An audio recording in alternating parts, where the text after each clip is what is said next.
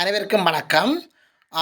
அண்மையில் அதாவது சில நாட்களுக்கு முன்னர் முல்லைத்தீவு கடற்கரையில் உள்ள மேற்கு கரை பகுதியில், அதாவது முள்ளிவாய்க்கால் கடற்கரை பகுதியில் ஆழ்கடல் பகுதியிலிருந்து ஒரு மர்ம படகு ஒன்று வந்தது. நீங்கள் அனைவரும் அறிந்த விடயம். அந்த மர்ம படகில் மியான்மர் நாட்டை சேர்ந்த அகதிகள் வந்து இப்போ அகதிகள் புகலிட தஞ்ச கோரிக்கையை அவர்கள் நடுக்கடலில் விண்ணப்பித்த மாதிரித்தான் அவர்கள் தங்கி நின்றார்கள். அப்பொழுது முல்லைத்தீவு கடற்கரையில் இருக்கின்ற இளைஞர்கள், துடிப்புள்ள அந்த சமூகத்தினர், முல்லைத்தீவு மக்கள் அவர்களுக்கு உணவுப் பொருட்கள் மற்றும் குடிபானங்களை வழங்கியிருந்தனர். அங்கிருந்தவர்கள் அனைவரும் அநேக மக்கள் மயக்க நிலையில் காணப்பட்டார்கள். குழந்தைகள், கர்ப்பிணிகள், பெண்கள், முதியவர்கள் என்று பல தரப்பட்டவர்கள் அங்கு காணப்பட்டவர்கள். அவர்கள் மிக மோசமான மருத்துவ சிகிச்சைக்கு உட்படுத்த வேண்டிய நிலையில் காணப்பட்டார்கள். ஆனாலும் உடனடியாக அவர்களை தரையிறக்குவதற்கான வசதிகள் முல்லைத்தீவில் காணப்படவில்லை. அதன் பின்னர் அரசு அதிகாரம் பெற்ற அதிகாரிகளாலே அவர்களுக்கு அனுமதி வழங்கப்பட்டு திருவோணமலைக்கு கடற்படை படகு மூலம் கட்டி இழுத்துச் செல்லப்பட்டு திருவோணமலையில் தரையிறக்கப்பட்டது. இவர்கள் அனைவரும் மியான்மர் நாட்டை சேர்ந்த ரோஹியங் என்கின்ற ஒரு முஸ்லீம் இனத்தை சேர்ந்தவர்கள். அந்த நாட்டில் நடக்கின்ற இன சுத்திகரிப்பு காரணமாக அந்த நாட்டில் உள்நாட்டு யுத்தங்கள் காணப்படுகின்றது. ஆட்சி கவுக்கப்பட்டிருக்கின்றது. அங்கு ஸ்திரமற்ற ஒரு ஆட்சி காணப்படுகின்றது. இராணுவ ஆட்சி அங்கு நிகழ்வதாக கூறப்படுகின்றது. அதன் காரணமாக அங்கு பெரும்பான்மை இனமான பௌத்த மதத்திற்கும் முஸ்லீம்களுக்கும் இடையிலான பிணக்குகள் அங்கு அதிகரித்து காணப்பட்டது. அதனால் முஸ்லீம்கள் இனம் அங்கு சுத்திகரிப்புக்கு உட்படுத்தப்படுவதாகவும் அவர்களுக்கு உயிர் ஆபத்துகள் ஏற்படுவதாகவும் பல மக்கள் கொல்லப்படுவதும் அங்கு காணாமலாக்கப்படுவதும் வளமையான சம்பவமாக காணப்படுவதன் காரணமாக அங்கிருந்து மாதம் நூற்றுக்கணக்கான அகதிகள் தப்பி நேபாளம் போன்ற நாடுகளில் தங்கியிருப்பது உங்கள் அனைவருக்கும் அறிந்த விடயங்கள். நேபாளத்தில் தற்பொழுது அங்கும் ஒரு ஆட்சி மாற்றம் நிகழ்ந்து அங்கும் பொருளாதார நெருக்கடிகள் காரணமாக அங்கு அகதிகளை உள்வாங்கும் நிலை, அதாவது அகதிகளை அந்த நாடு ஏற்றுக்கொள்ளாத காரணத்தினால